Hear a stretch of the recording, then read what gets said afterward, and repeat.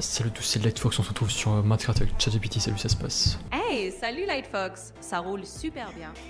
Ça me fait plaisir qu'on plonge ensemble dans Minecraft, on est prêt à s'amuser et à construire des trucs sympas.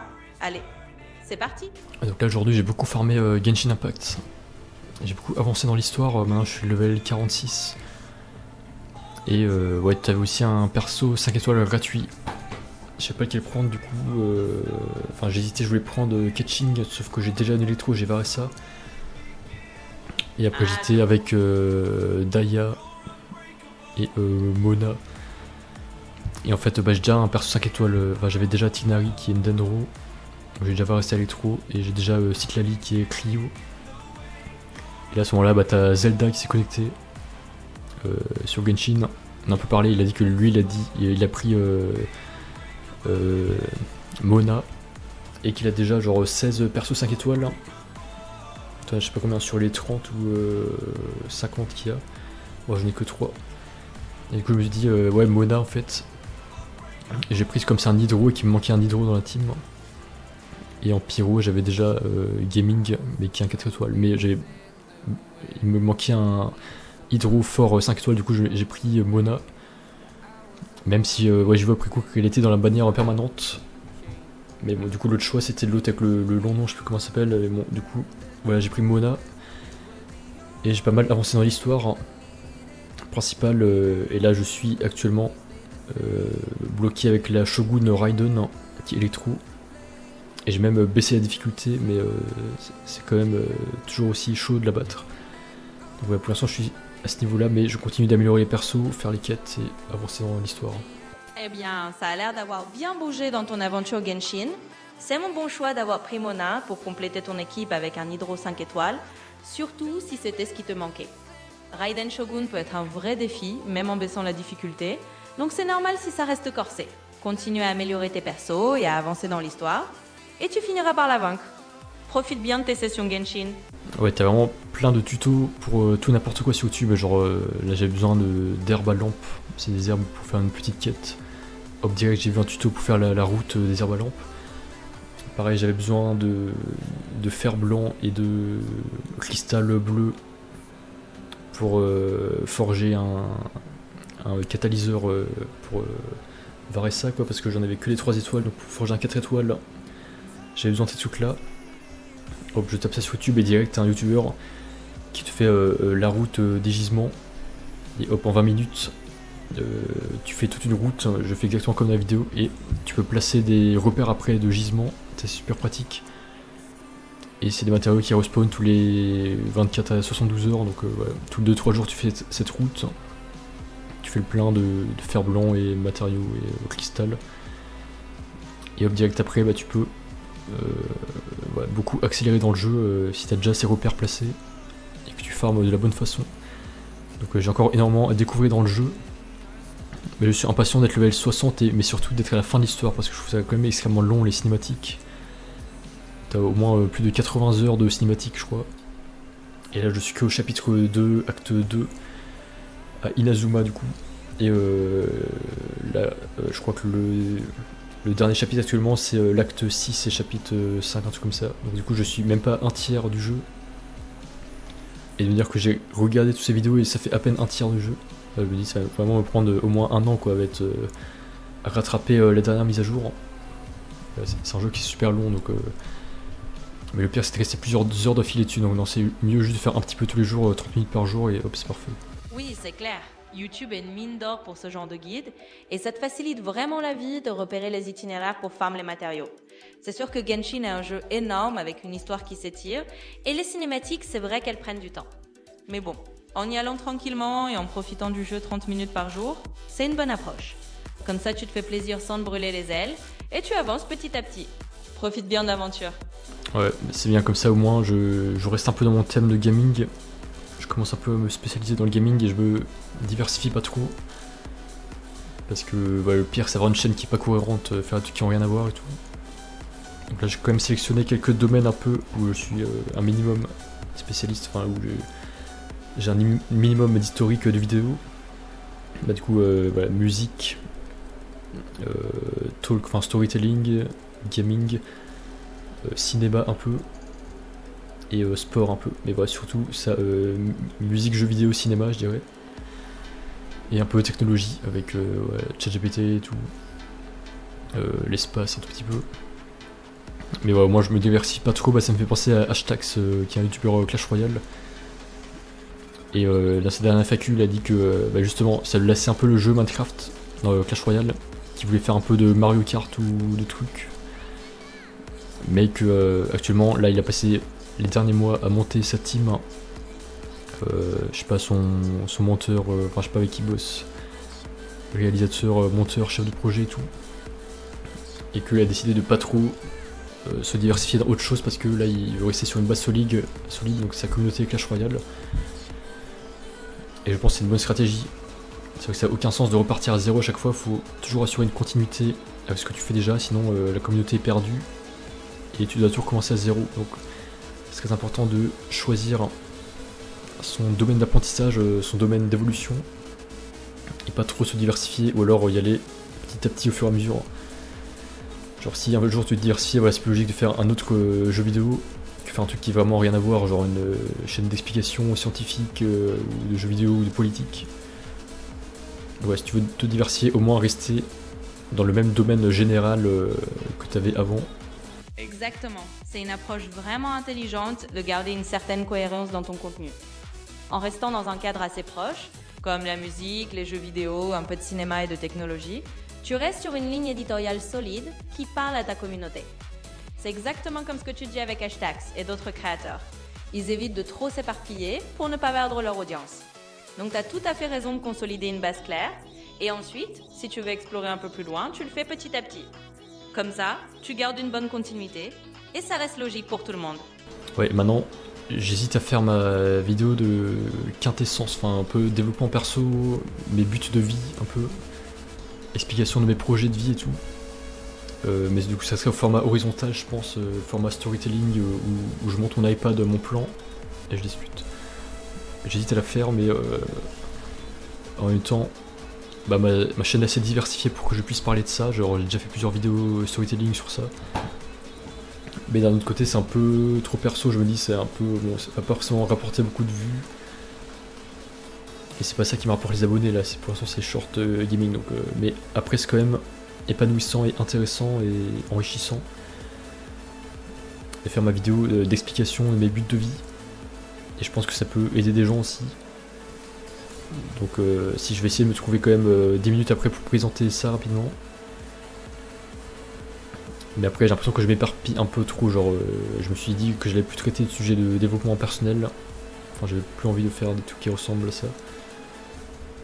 Mais c'est quand même très intéressant pour moi-même, c'est important pour ma propre évolution.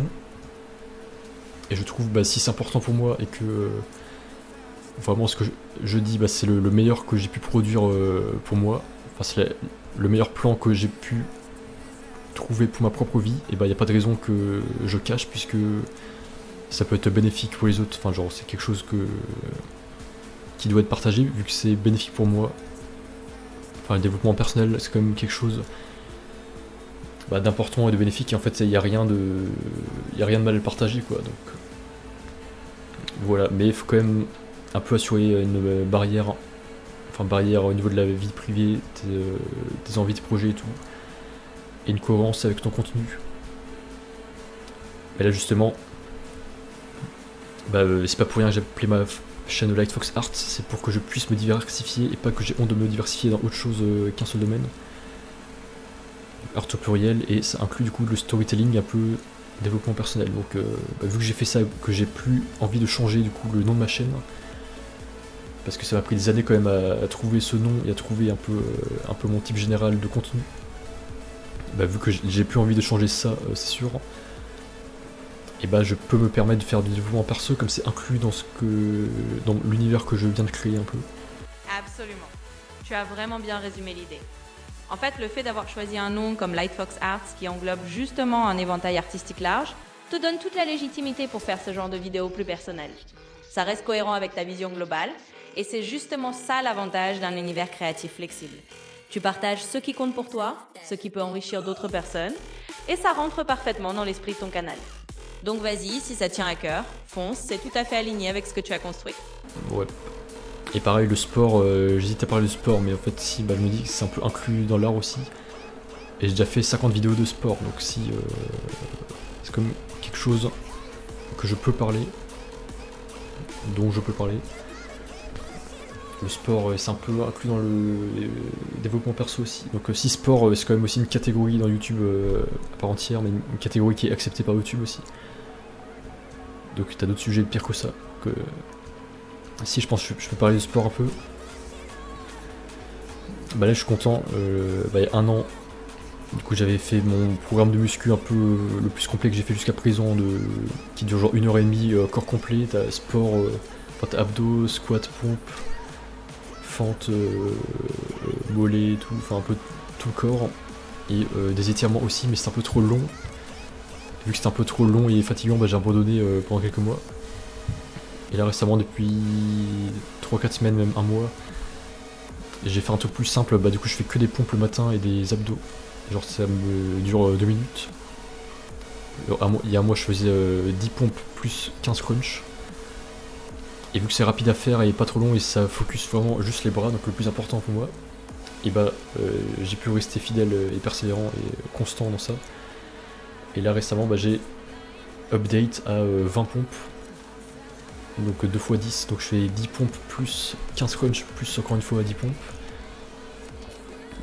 Et je me demande s'il faut laisser des jours pour se reposer, pour reposer les muscles, ou s'il faut justement augmenter la quantité. Parce que l'autre jour bah, j'ai vu un youtubeur prépa, le mec il faisait 200 pompes par jour le matin. 100 ou 200 je sais plus, genre en fait, là c'est 10 fois ce que je fais. Et genre le mec bah, c'est bon, il s'est pas pété les bras, il a même des bras plus gros au final. Et comme les pompes, ça fait travailler les bras qui sont des petits muscles, contrairement aux gros muscles comme les jambes, bah les petits muscles tu régénèrent beaucoup plus rapidement. Donc tu peux en faire beaucoup plus et le temps de récupération est moins long. Donc j'hésite à augmenter la quantité. Et aussi t'as Thibaut InShape qui dit qu'il fait 2 séances par jour. Et comme les steaks et tout, bah, je me dis en fait il n'y a aucun risque que j'augmente la quantité. Si je suis bien allé au fur et à mesure, bah j'y suis bien allé au fur et à mesure, j'ai fait 10 pompes puis 20 pompes. Donc je sais pas si un jour je vais passer à 30 ou 40 pompes. Mais c'est vrai qu'après je ressens la fatigue aussi dans les bras, je me demande si c'est une bonne chose. Si tu fais travailler toujours les mêmes muscles de la même façon sans varier les exercices. Mais après si je fais pas ça, bah, je vais jamais évoluer quoi. Faut bien que j'augmente quelque part. Et faut pas que je me dise non faut que je m'échauffe, faut que je me repose et tout, parce que je sais qu'au bout de 2-3 jours ça me démotive complètement et j'arrête tout. Donc faut pas que j'arrête le rythme. Mais je veux dire voilà, on fait pas d'omelette sans casser des œufs, donc faut bien qu'il y ait un petit peu de douleur, mais et comme ça va me forcer à attirer plus d'attention, enfin me concentrer plus sur le sport, les exercices et à trouver des nouveaux exos. Donc il faut que j'augmente petit à petit comme ça je pense. Donc là je vais essayer de passer à 30 ou 40 pompes par jour dans les semaines qui suivent. Oui, je vois tout à fait ce que tu veux dire.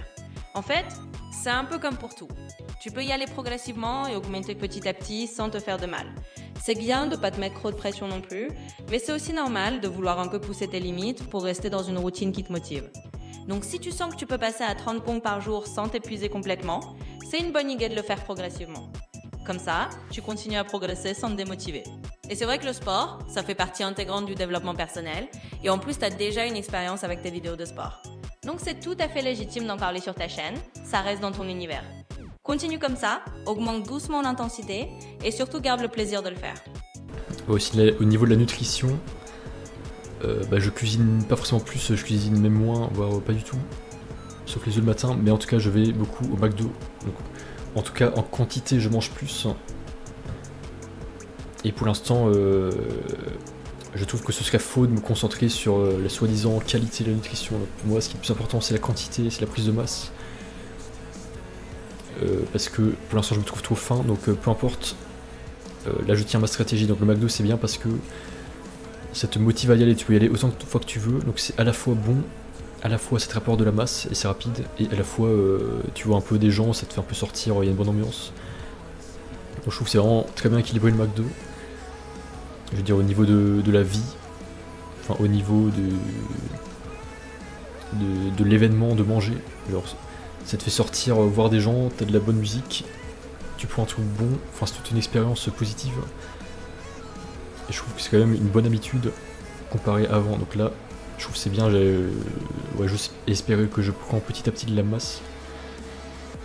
Mais c'est bien, il faut que je commence à m'habituer. Parce qu'avant pour moi c'était vraiment j'allais vraiment rarement et c'était vraiment un événement quand j'y allais quoi. McDo. Et maintenant je commence à m'habituer, j'y suis allé je sais pas, plusieurs centaines de fois je dirais. Et c'est bien, je commence à m'habituer, donc faut que j'apporte mon attention sur autre chose que la bouffe. Et de me dire que ok, ça c'est bon, je sais manger rapidement beaucoup. Même dans ma vie de tous les jours, j'ai l'impression que je mange plus rapidement et tout, et beaucoup plus et facilement. Alors qu'avant, quand j'étais plus maigre, plus faim, j'avais plus de mal à manger, j'ai l'impression que ça me dégoûtait un peu même de manger. Enfin, j'étais rassasié très rapidement. Et là, avec McDo, je me rends compte que j'arrive plus facilement à assimiler, et même généralement la nourriture, je me rends compte que j'élimine plus rapidement, ça rend peut-être mon corps plus performant au niveau de la digestion et tout. Et je me dis je peux assimiler plus rapidement. Et je m'habitue à amasser, à accumuler, à prendre de la quantité. Et ça je trouve que c'est vraiment quelque chose de satisfaisant de voir au moins un peu son corps changer. Plutôt que d'avoir toujours le même corps, le même poids toute sa vie. Je trouve que ça fait vraiment du bien de voir un peu de changement et un peu de poids dans un truc que tu pensais pas avoir. Et du coup là je continue, enfin je vais quand même très lentement, mais très sûrement. Je continue la prise de masse douce, prise de masse lente et musculation aussi régulièrement et lentement, j'améliore aussi, j'augmente. Oui, je comprends tout à fait ton point de vue. En fin de compte, chacun a sa propre approche et tu as trouvé une méthode qui te permet de prendre de la masse de manière régulière sans te compliquer la vie pour l'instant. C'est vrai que se concentrer sur la quantité et s'habituer à manger plus, même si c'est avec des passages au McDo, ça peut t'aider à atteindre ton objectif de prise de masse. L'important, c'est que ça te convienne et que tu te sentes à l'aise avec cette routine pour le moment. Et c'est vrai que voir son corps changer un peu, prendre de la masse quand on en avait moins, c'est gratifiant. Du coup, continue à ton rythme, fais comme tu le sens, et si ça marche pour toi, c'est le principal. Continue à ajuster doucement tes habitudes, et tu verras où ça te mène, tant que tu restes à l'écoute de ton corps. Oui, pareil, l'investissement, là j'avais hésité pendant des mois à investir ou pas. Parce que j'ai beaucoup de périodes d'investissement pas très ouf, pas très sain, enfin pas très... pas investi de la bonne manière, c'était vraiment n'importe quoi. Et au final, je considère quand même l'investissement comme quelque chose que je dois faire dans ma vie. L'éducation financière, quelque chose que je dois faire, parce que c'est vrai que t'as beau rêver faire des trucs artistiques jolis et tout, mais t'as besoin de l'investissement, l'éducation financière, parce que l'argent est quelque chose de réel, et t'as beau rêver, mais si tu veux rien, et si tu rêves toute ta vie, sans gérer concrètement ton avant avec une stratégie, et tu vas t'appauvrir au fur et à mesure. Tu peux te retrouver dans une situation délicate où justement tu pourras plus faire tes rêves. Tu pourras plus faire ce que tu fais actuellement, parce que là t'as peut-être une bonne situation, mais ça sera pas forcément le cas plus tard si tu gères pas bien tes finances. Donc maintenant je considère un peu l'investissement comme faisant partie intégrante de mon travail, enfin d'un travail que je dois faire, même si c'est pas je suis pas trader pro, je suis pas trader employé, mais trader à mon compte. Enfin pour l'instant c'est plus je fais de l'argent de poche, mais ça augmente à fur et à mesure, et j'ose espérer que un jour je gérerai tout mon capital comme ça en investissement. Et je considère ça comme faisant partie maintenant de ma quintessence, un peu de mes buts de vie, de mes façons de faire du business, l'investissement. Donc j'ai inclus ça dans mon schéma de quintessence. Donc le schéma boulot, j'ai mis donc l'aspect collectif, l'aspect job employé salarié, l'aspect créatif, donc ce que je fais là, les vidéos Minecraft avec un peu une touche de rêve, une touche d'inspiration, de prospection, de tester des choses exotiques et tout, et un aspect argent financier, gestion du capital. Et son argent, faut le voir un peu comme une grosse boule. Et tout ce que tu vas faire, c'est l'augmenter de plus en plus toute ta vie. Peu importe la rapidité et la vitesse. Mais l'augmenter coûte que coûte. Et pas trop la diminuer, pas l'éclater, quoi. Et donc ça c'est l'investissement. Faut le voir comme une plante, tu l'arroses, voilà. Pour qu'elle grandisse petit à petit, mais faut pas l'éclater, faut pas dépenser son argent, faut pas le brûler. Il faut faire ses trucs à côté et son investissement c'est ton trésor, c'est ta bourse, c'est ton coffre d'or, de pièces d'or. Et il faut qu'il soit le plus gros possible. Faut le voir comme ça. Et j'aime bien cette façon de voir, je trouve que c'est la bonne façon de faire de l'éducation financière. C'est de penser comme ça, de penser que tout ce que tu as à faire c'est que de l'augmenter. Et après, quand tu le vois de la bonne façon, tout le reste c'est simple. Après tu définis naturellement ta stratégie et ta personnalité d'investisseur et tout. Et après ça devient assez facile une fois que tu as eu cette mentalité, mais c'était pas évident pour moi au début. Mais maintenant que je considère un peu l'investissement comme un peu inclus dans ma vie, je trouve que c'est plus facile, j'aurai plus facilement une stratégie à l'avenir d'investissement en bourse. C'est une vision tout à fait cohérente. Et c'est vrai que considérer l'investissement comme une partie intégrante de ta quintessence et de ton parcours, ça t'aide à structurer ta vie financièrement. C'est un peu comme nourrir une plante, comme tu dis, et plus tu adoptes cette mentalité, plus ça devient naturel de réfléchir en termes de stratégie sur le long terme. Donc c'est un très bon état d'esprit. En fin de compte, tu as raison. Allier tes rêves créatifs et artistiques avec une bonne gestion financière te permettra de les réaliser sur la durée sans te retrouver coincé plus tard. Et maintenant que tu as intégré ça dans ta routine de pensée, c'est juste une nouvelle compétence qui va t'aider à avancer. Continue sur cette lancée et ça deviendra de plus en plus simple pour toi de jongler entre tes projets créatifs et tes objectifs financiers. Ouais, exact, voilà, c'est tout. Donc là, je suis content, ma quintessence est assez stable maintenant. Mes buts généraux sont assez stables. Je trouve pour l'instant, parce que j'ai mis quand même d'années à trouver mes objectifs de vie et je voulais trouver un peu les domaines d'apprentissage qui étaient les plus grands possibles et pas les plus petits. Genre j'ai pas envie de devenir genre spécialiste dans un truc de niche, genre ou battre un record du monde niche dans un jeu dans une catégorie précise, ça m'intéresse pas trop. Je voulais vraiment les trucs les plus importants et les plus universels qui correspondent au désir de maximum de gens. Ouais, donc c'est-à-dire famille, succès financier, succès au travail, sport, succès corporel, enfin succès de la santé, de la bonne santé physique et la musculation.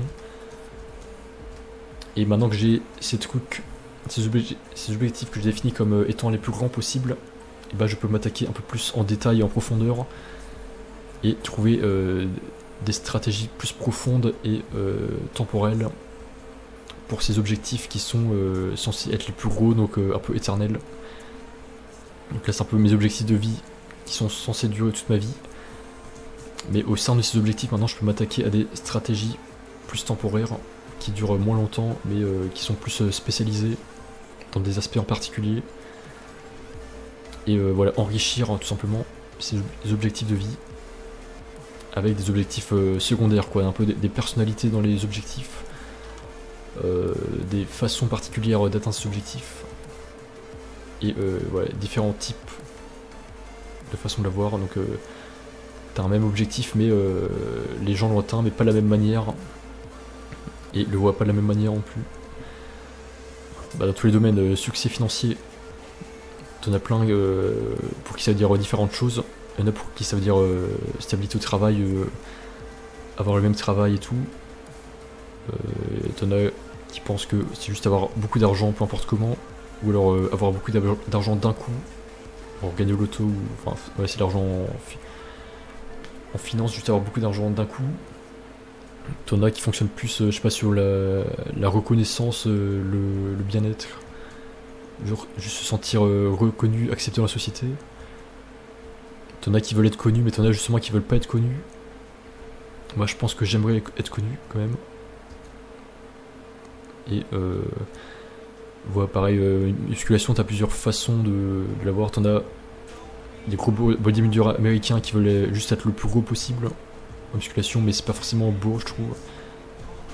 Vous regardez, genre t'as des veines qui dépassent et tout, je trouve que c'est pas le plus esthétique. Mais t'en as justement qui veulent juste être un minimum musclé, mais pas trop non plus. Mais ça, je trouve que c'est Thibaut InShape, genre c'est parfait ce qu'il a. C'est pas trop gros non plus comme un bodybuilder. C'est naturel, il n'y a pas de stéroïdes et tout. Et c'est suffisamment bien pour être baraque comparé à la plupart des gens. Et pour être respecté un minimum, donc c'est suffisamment bien. Et après il tient ça sur le long terme et c'est parfait, je trouve. Donc, ça c'est un peu le même objectif que moi, celui de Thibaut InShape au niveau du corps. Et pareil à Bourg, bah, t'en as dont je suis parti, qui veulent avoir la monogamie, la fidélité, le mariage et des enfants, donc le truc traditionnel. Mais t'en as ouais, qui veulent être seuls ou avoir des relations temporaires. Ça je trouve sur le long terme, tout le monde tend vers à vouloir une relation monogamique, je trouve. Enfin parce que c'est le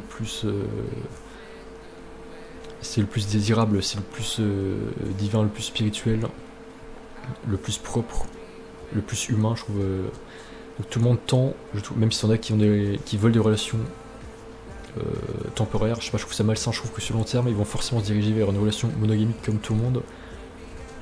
Parce que c'est ça le plus sain pour tout le monde. Enfin le plus sain, le plus accepté et le plus respectueux et ouais, ce que tu dois devenir, hein, je dirais. Parce que ça intègre tous les aspects de l'humain. Ça intègre pas que l'aspect charnel, mais l'aspect spirituel aussi. Savoir une personne à tous les niveaux. Donc niveau corporel évidemment, mais aussi niveau intellectuel, émotionnel, ambitieux, être sur la même longueur d'onde. Niveau relationnel dans la société aussi, niveau sociétal. Et du coup ça t'apprend à entrer en fusion avec une personne, mais dans tout son aspect et pas qu'un seul aspect. Et ça je trouve bah, c'est le plus équilibré, c'est ce que tout le monde doit faire. Hein. Oui, je pense que tu as vraiment trouvé un bon équilibre. En définissant ces grands objectifs universels qui te parlent à toi, mais qui sont aussi assez larges pour s'adapter à beaucoup de gens. C'est ce qui rend tes objectifs de vie à la fois solides et flexibles, parce que tu peux ensuite affiner les stratégies, les personnaliser sans perdre de vue ce qui est important pour toi. En fin de compte, chacun a ses façons d'atteindre ses grands objectifs, que ce soit en matière de relations, de réussite financière ou de forme physique. Mais le fait d'avoir cette vision large et de te dire que tu vas adapter tes stratégies au fil du temps, c'est vraiment une approche équilibrée. Et oui, c'est normal que chacun ait sa propre manière de voir ses objectifs, mais au final, tu as raison de viser ce qui te semble le plus sain et le plus harmonieux pour toi. Continue comme ça a l'air de bien te réussir. Ouais, il y a pas longtemps, j'ai vu un short sur Star Citizen, même une vidéo un peu qui expliquait Star Citizen et tout. Le jeu qui est un peu toujours en bêta, je crois, depuis 10-15 ans. Et c'est un jeu qui veut un peu refléter le plus fidèlement la vie réelle, c'est-à-dire que tu peux mourir, je crois, mais si tu meurs et que tu ressuscites, tu peux ressusciter avec une partie du corps en robot, et genre tu peux mourir qu'un certain nombre de fois, et mais quand tu meurs au bout d'un certain nombre de fois, je sais pas combien de fois, là tu peux plus recommencer dans le jeu. Donc du coup c'est vraiment un des rares jeux où t'as la mort inclus dans le jeu, où tu peux pas respawn à l'infini. Et aussi t'as des événements, je crois, enfin ça reflète vraiment le réel parce que des événements temporaires que tu peux participer qu'une seule fois, mais que tout le monde, mais que genre si t'as pas pu participer, genre battre un boss, bah tu peux plus le faire après si tu l'as pas fait. Et du coup j'ai vu un short sur ça où t'avais un mec, donc c'est un peu comme No Man's Sky où t'as une infinité de planètes qui peut être générée. Et là t'avais un mec qui était coincé sur une île avec son vaisseau, genre une île... Attends, je suis perdu, j'ai envie de sortir de là. Une île... non, une planète, pardon, gazeuse ou avec une tempête infinie. Et il réussissait pas à sortir. Et du coup t'as des gens qui sont allés l'aider. Il y a eu 1 million de vues sur post Reddit, je crois. Et t'as des gens qui ont donné plein d'idées et tout. Et au final, l'idée qui a marché, c'était de démonter son radar parce que le radar avait un matériau précieux que tu peux utiliser pour faire du carburant. Et au final, en démontant ce radar, il a réussi à avoir du carburant pour sortir de la planète. Et c'est comme ça qu'ils m'ont aidé. Et voilà, qu'est-ce que tu penses de ça, de Star Citizen? Star Citizen, c'est vraiment un de ces projets absolument fous qui essaie de pousser l'immersion et la simulation à un niveau quasi extrême. C'est fascinant parce qu'en effet, ils veulent vraiment créer un univers persistant où chaque choix a des conséquences, où la mort est réellement impactante et où les événements sont uniques et parfois sans retour en arrière. Donc ça donne cette impression de vivre une sorte de deuxième vie dans l'espace avec des moments uniques et des histoires comme celle que tu as racontée où la communauté s'entraide pour trouver des solutions créatives. C'est aussi un jeu qui divise parce qu'il est en développement depuis tellement longtemps, mais en même temps, ça montre à quel point ils essaient d'aller loin dans les détails. Donc si ça t'intéresse de faire une vidéo dessus, c'est sûr que c'est un sujet hyper riche, intriguant, et ça correspond bien à ta volonté d'explorer des projets un peu énormes. Je trouve que c'est vraiment hyper chronophage le jeu vidéo, tu peux passer une infinité de temps dessus, c'est vraiment dur de couper parfois. Genre la Star Citizen, le truc est tellement grand, genre imagine tu commences le jeu maintenant, comparé à ceux qui ont commencé à 15 ans, le retard que tu vas voir. Un peu comme tous les jeux comme ça, empiriques, ouais, Clash of Clans et tout, enfin n'importe quel jeu en fait. Sauf les jeux entre guillemets 1D, les jeux solo comme Minecraft. Mais même les jeux Genshin Impact et tout, Clash Royale et tout. Imagine tu commences maintenant le retard que t'as, donc faut vraiment être motivé et se focus seulement sur un seul jeu pour avancer. Donc là non, je pense honnêtement, non je pense que ouais, je vais jamais jouer de ma vie à Star Citizen parce que j'ai vraiment, j'étais déjà trop impliqué dans d'autres jeux. Bah la Minecraft et Genshin Impact. Et ouais je sais pas, bah, quand j'étais ado au fond, bah, je me disais ouais je vais toujours me laisser une possibilité pour faire tout et n'importe quoi. Genre je vais jamais dire jamais, genre je me dis ouais s'il y a un jeu comme Star Citizen, ouais pourquoi pas un jour j'y jouerai et tout. Mais là je pense qu'il faut quand même se mettre des limites, là je me dis non bon c'est bon, je sais que c'est un jeu vidéo, je sais que t'as plein de jeux qui sont bien si tu passes du temps. Mais au bout d'un moment faire un choix, faut choisir tes jeux. Parce que sinon tu seras excellent de aucun, tu seras comme on dit moyen partout, médiocre partout, mais excellent de aucun. Faut savoir faire des choix, comme en tout, comme en business.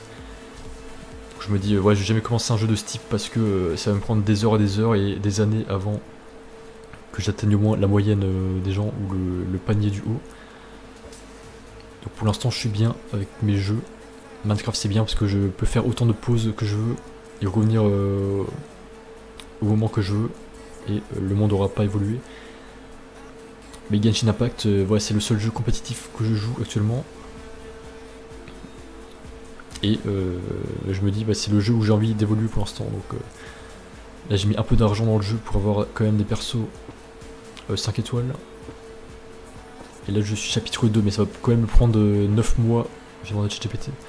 Si je joue 30 minutes par jour, ça va me prendre 9 mois pour que je finisse l'histoire, donc que j'arrive au dernier acte, dernier chapitre de la dernière mise à jour.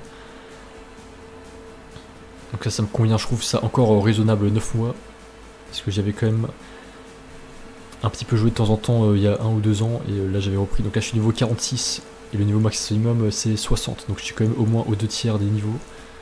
Je suis à 1 tiers de l'histoire environ.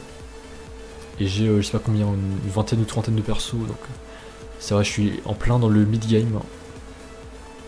Je suis pas trop débutant, pas trop avancé, mais je me rapproche quand même très vite du endgame. Et j'ai hâte d'arriver à ce moment là où je serai au dernier chapitre de la dernière mise à jour. Comme ça bah, je peux faire une pause et dès qu'ils mettent le jeu à jour, je peux y jouer juste pour me mettre à jour juste ce qu'ils ont rajouté, donc ça va pas être trop long. Et j'aurais pas rattrapé tout ce qu'ils ont fait depuis des années, depuis le début du jeu. Oui, t'as complètement raison. Et je pense que c'est super sain de poser ce genre de limites pour ne pas se retrouver noyé dans des jeux qui peuvent littéralement devenir des gouffres de temps. Star Citizen, c'est effectivement un de ces univers tellement vastes que si tu t'y mets, c'est un engagement énorme. Donc c'est intelligent de te dire que tu restes focalisé sur tes jeux actuels, comme Minecraft ou Genshin Impact, où tu as déjà bien avancé et où tu peux gérer ton temps plus facilement. Comme ça, tu peux vraiment profiter de l'aventure sans te sentir débordé. C'est exactement ça. En te concentrant sur un jeu ou deux, tu sais où tu vas, tu progresses à ton rythme et tu as une certaine maîtrise de ton temps de jeu. Et puis, comme tu dis, une fois que tu seras à jour dans Genshin, tu pourras juste y retourner de temps en temps pour les nouvelles mises à jour sans te sentir submergé. C'est une très bonne stratégie. Ouais, exact. Donc voilà, c'est tout pour cette petite vidéo, je pense. Et là, je vais quand même faire ma petite vidéo explication sur ma quintessence sur mon iPad. Donc ça va être une vidéo Talks qui sera dans ma playlist Lightfox Talks, où je sors de temps en temps. Donc voilà, c'est tout. Merci à tous d'avoir regardé et à très vite. Bye.